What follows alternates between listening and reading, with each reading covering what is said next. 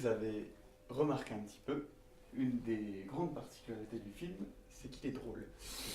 Euh, pour plein de raisons, bon voilà, on va pas énumérer, mais moi ce que je trouve assez marquant avec ça, c'est que, ça on le comprend, au point de départ, Namir donc voulait clairement faire un film documentaire. Il explique clairement dans une interview que quand on lui demande si ce film c'est donc une fiction, un documentaire, il dit c'est un film, c'est une comédie. Mais au départ, en effet, il avait vraiment l'ambition de faire un documentaire et on le voit sur quand même beaucoup d'images qui sont purement documentaires, mais aussi on mélange ça avec des reconstitutions de scènes qu'il a vécues. Voilà, je pense, enfin, il y a des moments où on ne sait pas vraiment. Par exemple, ce producteur tout le long peut se demander est-ce que c'est vraiment sa vraie voix enregistrée ou bien est-ce qu'ils l'ont rejoué. On ne sait pas vraiment. Mais il y a quand même un point de bascule dans le film, justement. C'est ce moment où le producteur va le lâcher. Et selon moi, c'est le moment où, en tout cas historiquement, dans son tournage du film, Namir va se rendre compte que il y avait clairement un problème avec son sujet. Et il y avait peut-être une légère forme peut-être de mépris de sa part pour son sujet et qui se ressentait. C'est-à-dire que il croit pas vraiment en son sujet. Il veut parler des apparitions de la Vierge, mais visiblement ça ne le touche pas spécialement. Et il est plus intéressé par ce que ça dit de l'Égypte, comme il dit. Et il va se rendre compte, prendre du recul là-dessus, et se rendre compte à quel point, dans quelle situation complètement ridicule et assez burlesque dans laquelle il est. Et il va assumer cette idée à fond. Et il va se mettre en scène lui-même aussi comme un personnage et dans des situations vraiment humoristiques. Et quitte à ne pas toujours se mettre lui en valeur. Voilà, tous les moments où sa mère lui dit c'est un film de merde. Alors autant nous ça nous fait rire, autant sur l'instant c'est pas forcément la chose qui la met le plus lui en valeur. Donc je m'en reviendrai après sur ce personnage de la mère. Mais du coup, il y a cet intérêt que le documentaire du coup devient une espèce de comédie un peu méta-réflexive, donc il y a une genre de mise en abîme qui lui permet de parler donc de lui, de sa famille et aussi de son rapport au cinéma. C'est-à-dire que il ne trouve personne pour témoigner de la Vierge, il n'arrive pas à filmer la Vierge, donc qu'est-ce qu'il va faire? Il va mettre en scène l'apparition de la Vierge avec des habitants de son village familial. Vous l'avez vu avec des moyens comme s'il essayait de réaliser un blockbuster avec trois bouts de ficelle. Ce qu'on peut y voir, c'est un petit peu cette espèce de retour aux sources dans la passion du réalisateur. C'est-à-dire qu'il s'est un peu perdu en chemin et sa manière un petit peu de retrouver la bonne direction dans son film, d'ailleurs quand il a cette idée, il semble à nouveau assez sûr de ce qu'il va faire, c'est justement quand il a cette idée. Et il y a une espèce de naïveté dans son approche avec les villageois, avec sa famille, qu'ils ont aussi, ils ne connaissent rien et ils jouent avec le fond vert et la caméra comme si, comme des gamins qui viendraient d'apprendre à utiliser ce genre de matériel. Et du coup, ça va donner des situations et ça va se transformer en une espèce de making-of absurde de son propre film. Donc il y a vraiment différents degrés de film dans le film, de fiction dans le documentaire et de documentaire dans la fiction. Et c'est assez difficile à démêler. Et lui-même, le réalisateur, est resté quand même assez secret par rapport à ça, entre ce qui est documentaire et ce qui ne l'est pas. Donc ça peut déstabiliser un petit peu le spectateur, mais lorsqu'on voit un petit peu la façon dont c'est tourné en dérision et un petit peu le résultat final avec cette réalisation de film avec les villageois, on comprend un petit peu mieux la démarche, cette idée-là. Donc voilà, nous à la base on voulait parler du rapport filmeur-filmé. Donc ce qui nous intéressait notamment dans ce film, c'était le parti pris intimiste du réalisateur qui est aussi à la fois acteur de son film. Donc comme l'a dit Grégoire, son intention de base c'était de faire un documentaire au départ, mais quand il s'est rendu compte que finalement ça ne fonctionnerait pas, ce qu'on voit dans le film, il est parti sur une dimension semi-fictive. Donc on voit des scènes qui sont jouées plus que documentarisées. C'est une des grandes difficultés qu'il a eues, parce que quand il est arrivé à mi-parcours, il s'en est rendu compte qu'il avait donc deux approches distinctes du film. Une bien plus documentaire, sur lesquelles il voulait se baser sur les fameuses apparitions de la Vierge, et l'autre, une approche beaucoup plus personnelle, au final une enquête qui mène sur sa propre personnalité, sur qui il est, et sur ses origines qu'il a longtemps oubliées, puisqu'il a mis de côté toute cette partie de ses origines pendant une quinzaine d'années où il n'était plus en Égypte. Grâce à ce documentaire, il renoue donc, avec ses origines, et sa famille va contribuer à cette reconstitution donc, de l'apparition de la Vierge, comme on a dit. Ce qui permet au film de s'inscrire dans une espèce de vision anthropologique, puisqu'on s'intéresse à une société, une civilisation qui a ses propres mœurs, que ce soit de manière culturelle, que ce soit de manière pratique. Et ça nous permet aussi de voir dans cette société le point de tension omniprésent qu'il y a en Égypte, donc sur les relations entre les musulmans et les chrétiens, donc les coptes égyptiens. Donc le virage dans sa réalisation, quand il a décidé de passer aussi d'une manière semi-fictive dans ce film, ça lui a valu 1 an de montage en plus, puisque au départ c'était pas prévu. Comme ça il a pu trouver la cohérence qu'il cherchait à donner à son récit.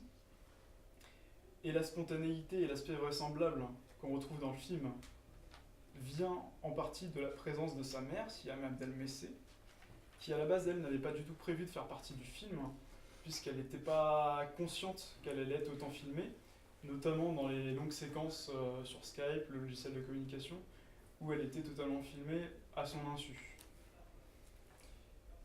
Donc le projet incarne une véritable mise à nu du réalisateur et exprime tout au long du film les véritables difficultés vécues lors du tournage et du financement, qu'il a premièrement vécu puisqu'il a été une première fois là-bas avant de se rendre compte qu'il allait changer son film. Et ainsi toutes les séquences qu'on voit avec son producteur, on sait plus ou moins que c'est des parties fictionnelles, donc il a retourné où les dialogues ont été rejoués, réécrits.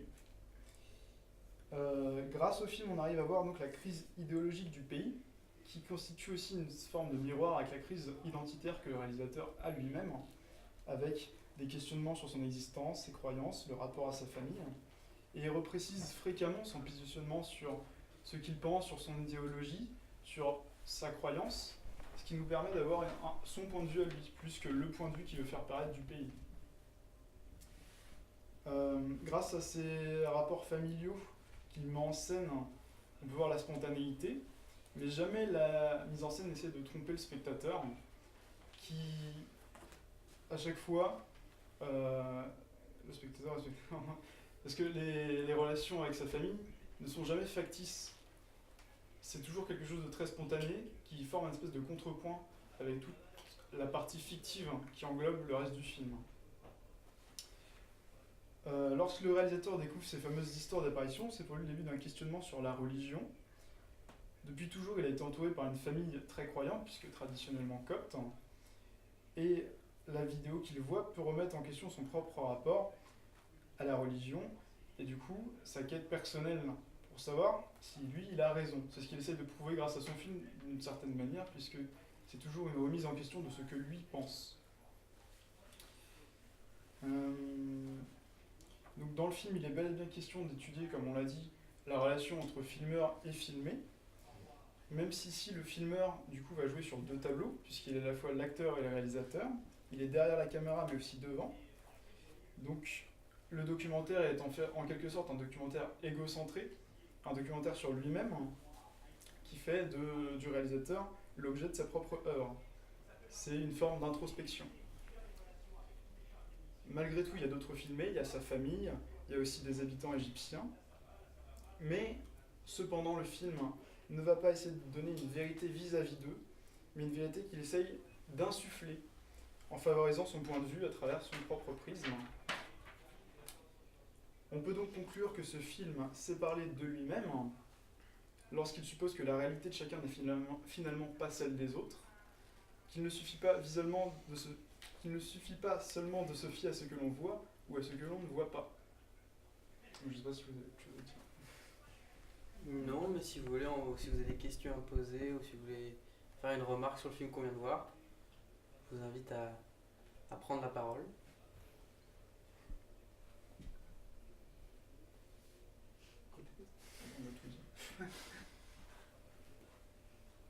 Eh bien, dans ce cas... Non. Ah oui. Non, parce que t'es si vite. Non, pardon. À aucun moment la mise en scène ne prétend, enfin ne trompe le spectateur. Justement, vous l'avez dit vous-même, enfin, s'agissant en tout cas des conflits qui font redémarrer le film, à la fois avec la mère qui dit à distance qu'elle ne veut pas entendre parler de l'infilmage de la famille, et avec le producteur. Enfin, vous l'avez un peu dit, moi j'ai vraiment l'impression que les deux conflits là sont pour le coup créés fictionnellement pour les besoins du film. Non, vous n'avez pas eu cette impression-là? Moi, j'en suis pas tellement sûr. Je dirais quand même que c'est vraiment arrivé, mais qu'ils ont quand même. Enfin, on voit en plus. C'est surprenant le générique. Bon, on sait qu'il y a des scénarios de faits même pour les documentaires, mais que là, ils sont, je crois, 3 scénaristes pour le documentaire. Donc, je pense qu'il y a quand même eu un. Même si ça se base sur du réel et de. Voilà, on reste. Je pense que c'est ça. Je pense qu'il y a eu un gros travail d'écriture et de montage pour créer vraiment une narration avec ses rebondissements, ses péripéties, voilà, toutes les problématiques, pour créer vraiment une forme de récit classique. Et c'est assez normal dans soi parce que ça peut être un type de film qui peut complètement perdre le spectateur. Enfin, vraiment, ça peut partir dans tous les sens et voilà, les différents niveaux, ça peut vite être compliqué. Du coup, je pense qu'il y a eu un gros travail de réécriture au niveau du montage et même pendant pour que ça reste suivable pour le spectateur et d'une certaine manière aussi divertissant, je pense.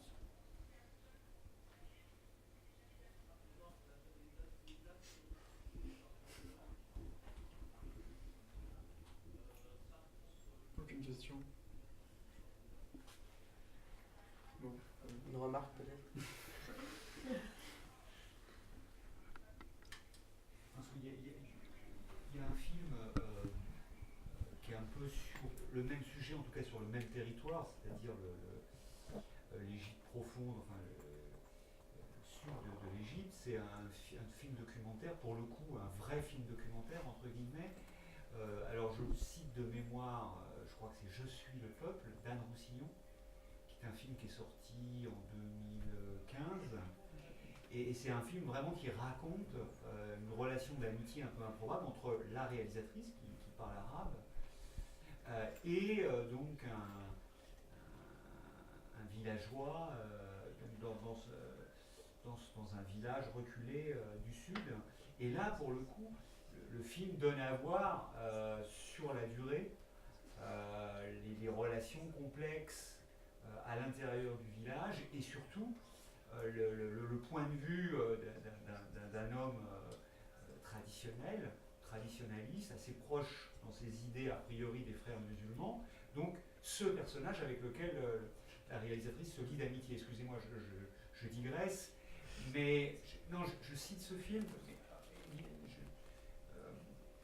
parce que quand je pense à ce film-là, celui-ci, et vous vous doutez de ce que je vais dire, me semble quand même, dans ce qu'il montre justement de ce monde rural, me semble quand même finalement assez superficiel, et que, j'allais dire, le problème, c'est pas un problème en soi, mais quand même le réalisateur me semble plus intéressé par lui et son film que par ces gens, évidemment, qu'il convoque dans cette aventure, et dont il prend bien soin de montrer les sourires quand ils se regardent filmer.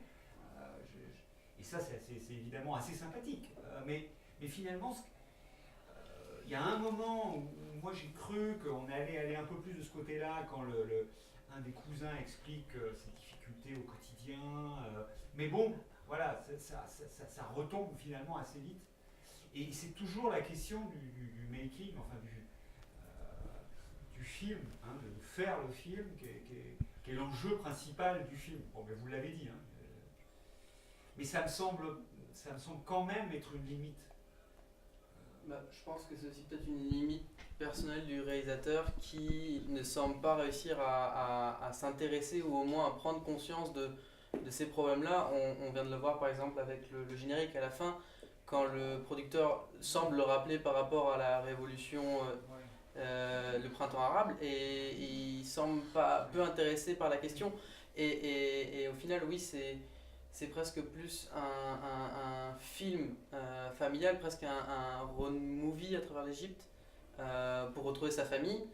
Et c'est clair qu'il se met extrêmement en avant, ne serait-ce que par son temps de présence à l'écran, mais aussi avec cette figure du cinéaste démiurge qui joue pendant toute la dernière partie du film avec son ombre gigantesque sur le mur en chef d'orchestre de la foule. Mais c'est très malin, c'est un film très très malin, justement parce qu'il il met à distance, enfin il montre qu'il est conscient de cela, mais pour autant, ça ne résout pas le problème, si j'ose dire. Et même la fin, justement avec cette allusion à la Révolution, en fait, mais peut-être que justement j'ai un esprit de sérieux déplacé, je trouve pas ça du tout drôle, je trouve ça plutôt embarrassant pour lui en fait. Oui, mais ça se sent que c'est pas quelque chose qui l'intéresse, ne serait-ce que dans son approche, dans le dispositif filmique, quand il va voir des passants dans la rue, c'est à la caméra à l'épaule, c'est très mal filmé, il sait pas ce qu'il va vraiment demander aux gens. Mais en même temps, ça c'est fait exprès. Tout est. Que ce soit mal filmé, il fait exprès de mal filmer. Ça, on ne sait pas. Il a ce double, enfin il a à la fois la caméra à la main et puis il y a des plans qui sont très bien composés quand il en a besoin. Pour moi, c'est le film rocambolesque qui part très mal, qui n'est pas du tout préparé et qui finalement utilise la comédie pour sauver lui-même en fait. Absolument. Donc du coup, pour moi, le début, c'est pas fait exprès, c'est pas fait exprès de mal filmer en fait. C'est juste qu'il n'a pas du tout prévu son truc et que il fait ça un petit peu à l'arrache en essayant de trouver un sujet ou un sujet ou une personne, quelqu'un interviewé qui va lui apporter du contenu plutôt que d'apporter le contenu lui-même. Du coup, c'est. Mais parce que oui. Bon, juste, je me tais. Vous avez parlé de naïveté, justement. Là, je fais le portrait à charge. En fait, j'ai plutôt bien aimé le film. J'en fais exprès, évidemment, parce que personne ne pose de questions ou n'intervient. Mais j'attends justement que quelqu'un me contredise. Comme ça, on peut rester encore 2 ou 3 heures. Non, je plaisante. Non, mais il me semble que justement, ce dont le film manque, c'est quand même d'une vraie naïveté. Mais je vous l'avais dit, une naïveté qui serait aussi une curiosité réelle. Je trouve qu'il y a quelque chose là qui coince un peu. Après, peut-être que le film est aussi à propos de la croyance dans la fiction. Et justement, cette façon de filmer à la fin, de montrer l'apparition de la Vierge avec les spectateurs qui à la fois sont les acteurs et spectateurs qui aussi croient un peu en voyant ce film à l'apparition de la Vierge, même s'ils savent que c'est factice. C'est peut-être aussi c'est son aveu qu'il n'arrive pas peut-être juste à faire du documentaire et que c'est peut-être peut-être que son truc c'est la fiction et qu'elle retombera toujours dedans. Oui, c'est très intéressant tout ce côté de la croyance en le cinéma, qui est vraiment, je pense, c'est là-dessus qui est axé toute la dernière partie du film, avec cette histoire de fond vert, où il s'amuse à montrer aux habitants du village comment fonctionnent les trucages. Enfin, il y a vraiment un côté de la puissance du cinéma à ce moment-là, qui arrive même à faire apparaître la Vierge et à subvenir un miracle, qui est peut-être même le miracle que Namir arrive à finir son film. Parce qu'il le dit lui-même, la seule chose qui pourrait donner du sens à mon film, ce serait de rejouer l'apparition de la Vierge. Et moi, parce que vous compariez avec le documentaire Je suis le peuple, que j'ai vu aussi. Et je trouve que le seul vrai point commun entre les deux, c'est que ça se passe en Égypte et qu'il y a une approche d'un certain milieu, mais je vois pas pourquoi. Ces deux visions, bon, ça voilà, on va pas prendre dessus, mais parce qu'il y a quelqu'un qui va faire un documentaire en Égypte, sur un certain milieu particulier, très pauvre, difficile, où il en parle un peu, hein, voilà, peut-être aborder en très petite, enfin en grande surface les problèmes sociaux, mais pourquoi est-ce qu'il devrait le faire profondément là-dessus? C'est-à-dire que là, en fait, on est juste un peu sur une idée de parce qu'on va en Égypte, eh ben, il faut faire quelque chose de politique, et je trouve ça, enfin, de profondément politique, et je trouve ça dommage de, bah, enfin, je sais pas, moi je ferais un film en France, c'est pas pour, enfin, je serais pas forcément obligé de faire quelque chose de politique, alors pourquoi est-ce que si on va en Égypte, on est obligé de faire quelque chose de politique? C'est dommage. Donc, c'est pour ça que le film, il faut avant tout le prendre pour une comédie, documentaire, fiction, enfin un peu entre les deux, mais une comédie avant tout, je pense. Moi, je me demandais ce qui était advenu de ce film, justement, de l'apparition de la Vierge, si vous savez un peu. Enfin, est-ce que La fiction à la fin qu'on voit, par cette diffusion-là dans le village, je sais pas si on peut le retrouver quelque part, je ne sais pas. Pas spécialement. Non, c'était un matériau avant tout pour le film. Et il y a même à un moment un dialogue avec la maman qui dit peut-être que en la mettant en scène, peut-être qu'elle va vraiment apparaître. Et il y a peut-être un petit peu cette idée-là de la faire apparaître dans le film, au moins au sens fictif du. En fait, au final, il veut filmer une apparition. Bah, c'est quasiment ce qu'il filme. En plus, enfin, c'est vrai que c'est un peu spécial dans la manière de filmer, mais en plus l'écran il est super haut quand il filme, et il y a vraiment cette manière de filmer les villageois comme s'ils voyaient vraiment la Vierge. Il y a cette espèce de moment un peu suspendu où elle apparaît. Le film là en lui-même, même quand il le fait, on sent qu'il le fait avant tout pour son film. Et ça, on peut peut-être lui, si pas lui reprocher quelque chose, ça serait peut-être ça, peut-être ce côté un petit peu, peut-être un peu égoïste de n'avoir fait ça que pour son film et pas forcément pour eux. Mais je pense plus pour ça.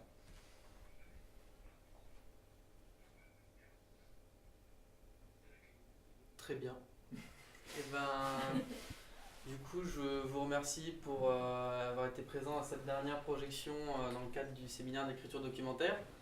Et je tiens à remercier l'association Vidéo des Beaux Jours qui nous a accueillis dans le cadre de la Maison de l'Image, et monsieur Eric Galmar qui nous a aidé à mettre en place ce cycle-là. Voilà. Merci beaucoup.